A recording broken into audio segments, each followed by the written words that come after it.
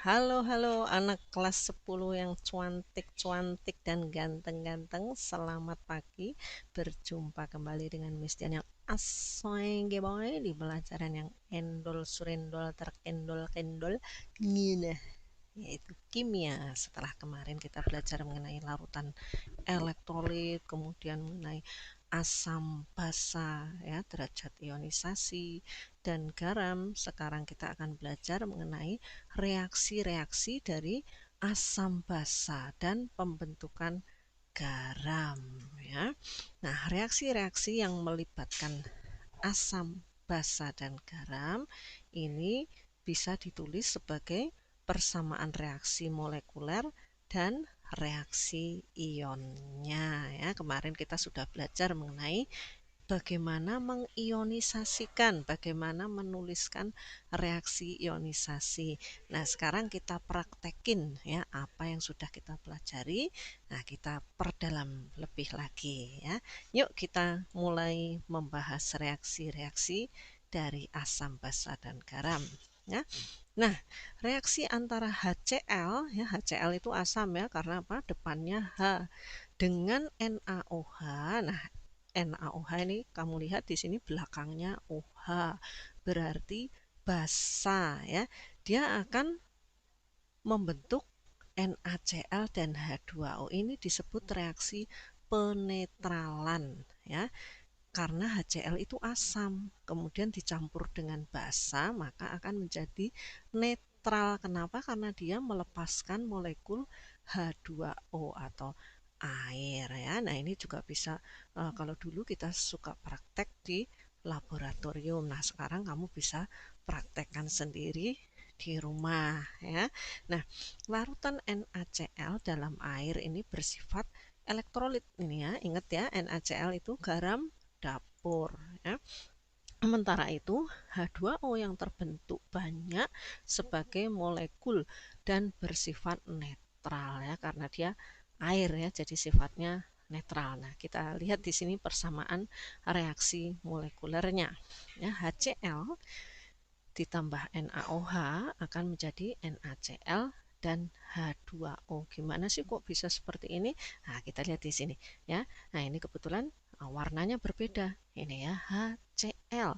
Nah, ini diambil antara H dengan OH, ini dia akan bergabung menjadi satu ya, tukar posisi menjadi H2O, sehingga ini Na dan Cl ketinggalan di sini. Ya udah, ayo kita bergabung bersatu. Nah, membentuk ikatan baru, ini namanya NaCl ya. Nah, ini bagaimana dengan reaksi ionnya? Kita lihat yang di bawah ya. HCl ini diionisasikan menjadi H+ dan Cl-, sementara NaOH terionisasi menjadi Na+ dan OH-. Nah, ini gimana kok bisa begini? Nah, kemarin sudah kita pelajari reaksi ionisasinya ya.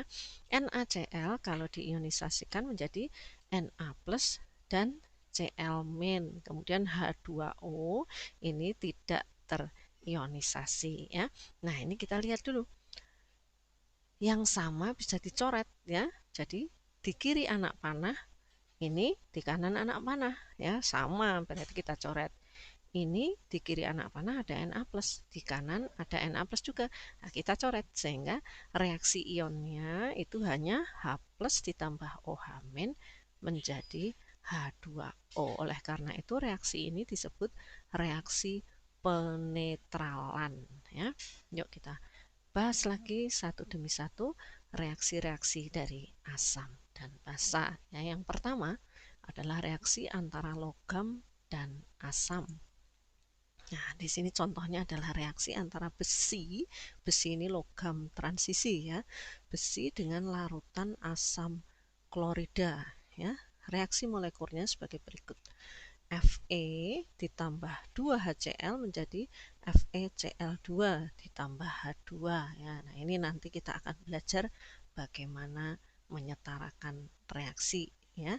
Nah, ini seperti ini ya. Nanti Miss akan bahas lagi di Google Meet bagaimana menyetarakan reaksi ya. Nah, ini bagaimana kok bisa menghasilkan seperti ini? Nah, ini kamu lihat yang di merah-merah ini ya, yang tintanya merah ini Fe ya, logam akan bergabung dengan sisa asam.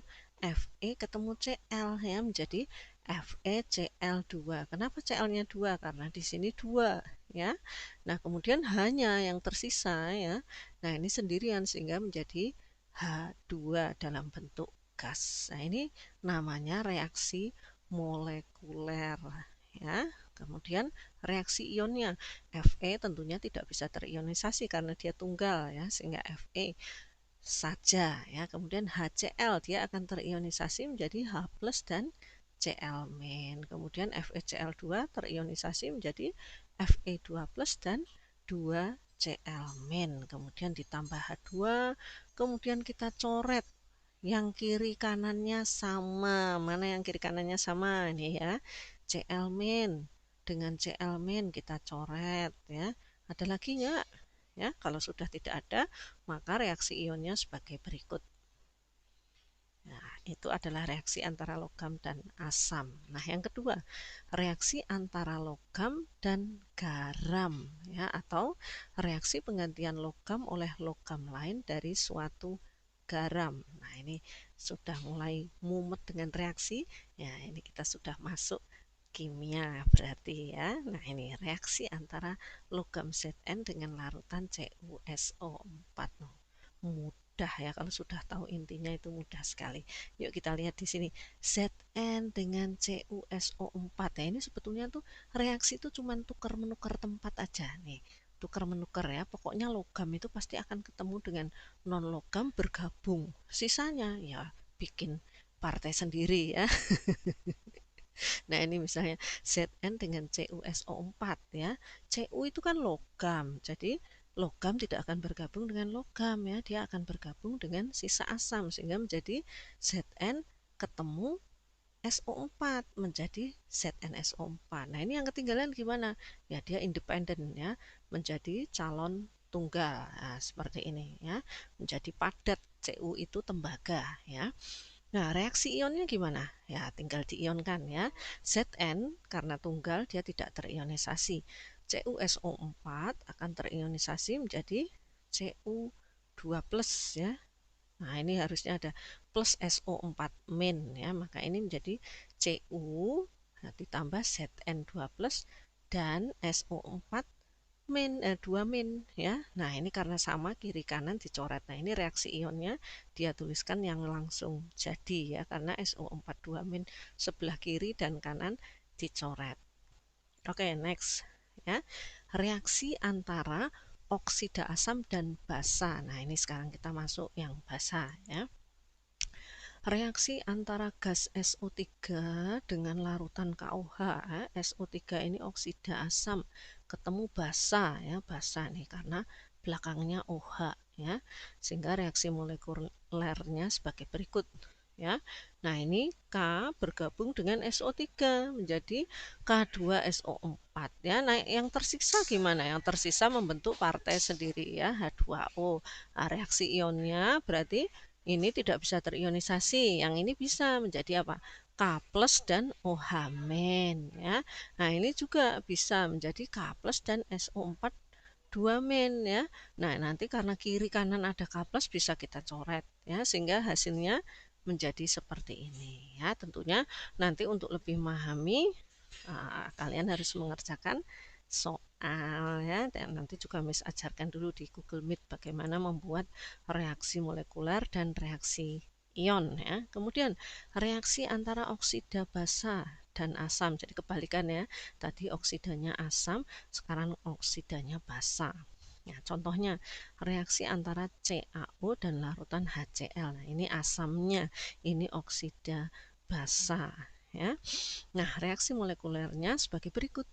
CaO ditambah 2HCl menjadi CaCl2 dan H2O ya. Kenapa kok bisa begini? Karena Ca ini akan bergabung dengan, nah ini yang depan akan bergabung dengan yang belakang ya, sehingga Ca ketemu Cl, CaCl2. Yang tersisa akan membentuk partai sendiri, ini H2O ya, membentuk partai baru. Nah, kemudian ini reaksi ionnya ya. CaO ini tidak bisa diionisasikan, tetapi HCl bisa menjadi H+ dan Cl- ya. Kemudian ini diionisasikan menjadi Ca2+ dan 2Cl- sehingga kiri kanan Cl dicoret ya. Sehingga reaksi ionnya menjadi sebagai berikut. Oke, next ya. Nah, berikutnya adalah reaksi antara oksida basa dan oksida asam. Jadi sama-sama oksida sekarang. Nah, oksida basa dan oksida asam ini akan membentuk garam ya. Contohnya di sini reaksi antara CaO dan CO2 membentuk CaCO3. Jadi langsung yang ini lebih mudah ya. CaO itu oksida basa. Nah, CO2 ini oksida asam. Hasilnya apa ya? Tinggal ditulis semua nih. Ca, C, O-nya ada 3 biji. Nah, lebih mudah ya. Nah, ini reaksi ionnya tidak ada. Kenapa ya? Ini nggak bisa diionisasikan ya, karena ini merupakan larutan non elektrolit ya. Seperti karbon dioksida ini ya, larutan. Nah, ini merupakan non elektrolit. Nah, reaksi ionnya tidak ada sama dengan reaksi molekuler karena spesies yang terlibat tidak terionisasi. Oke ya, lanjut. Reaksi antara logam dan non-logam. Nah, logam dengan non-logam dia akan langsung membentuk garam. Nah, ini juga sama, lebih mudah. Karena apa? Langsung dijumlahkan. Ya, contohnya reaksi pembakaran magnesium oleh oksigen. Nah, ini seperti ini. Mg ditambah O2 menjadi apa? Ya, tambahkan aja MgO. Di sini depannya 2 ya, 2 MgO menjadi padatan. Reaksi ionnya tidak ada, sama seperti ini ya, karena spesies yang terlibat tidak terionisasi. Oke, next. Reaksi pengendapan. Nah, ini yang terjadi ya kalau dua zat ditambahkan kemudian terjadi endapan ya, seperti itu ya. Reaksi yang menghasilkan endapan contohnya adalah perak nitrat dan natrium kromat, yaitu dua zat ya, ini sama-sama larutan ya. EQ itu aqueous ya. Nah, kita mesti harus ngerti dulu nih fase-fase ya. EQ itu aqueous itu artinya larutan ya. Kalau S itu solid artinya padat ya. Kalau G itu gas ya, jadi gas. Nah, kemudian ada lagi L itu liquid ya. Nah, jadi harus tahu semuanya ya. Ini larutan ditambah larutan ternyata dia membentuk endapan ya. Endapan ya, ini perak kromat sehingga fasenya menjadi S seperti ini ya. Reaksi ionnya itu Ag plus ditambah CrO4 2- menjadi Ag2CrO4 ya. Kenapa? Nah, nanti kita pelajari bagaimana mengionkan semua ya. Nanti yang kanan kiri sama kita coret ya. Nah, kemudian reaksi yang menghasilkan gas ya. Jadi kalau ada dua zat dicampur kadang-kadang bisa menghasilkan gas ya. Contohnya seperti ini, reaksi antara natrium karbonat dan asam oksalat, dia akan menghasilkan gas CO2 ya, atau misalnya apa yang mudah ya, yang mudah seperti tadi Fe ya, kemudian ditambahkan dengan HCl dia akan menjadi FeCl2 tambah dengan gas hidrogen ya. Atau kalau kalian minum Coca-Cola itu ya kan, kalau dibuka itu nah itu keluar gasnya itu adalah gas karbon dioksida ya. Nah, di sini kita lihat reaksi molekuler antara natrium karbonat dengan asam oksalat ya, ternyata menghasilkan gas apa ini? CO2 ya, karena fasenya di sini G ya. Nah, ini L berarti liquid ya. Nah, ini aqueous berarti dia berupa larutan ya. Nah, kemudian reaksi ionnya adalah CO3 2- ditambah 2H+ menjadi H2O plus CO2. Oke, sampai di sini pelajaran kita mengenai reaksi-reaksi dari asam, basa, dan garam ya. Jangan lupa juga nanti mengerjakan latihan-latihan yang Miss berikan melalui Google Classroom ya. Pelajari sebaik-baiknya supaya kalian memahami akan bab ini. Oke, selamat belajar.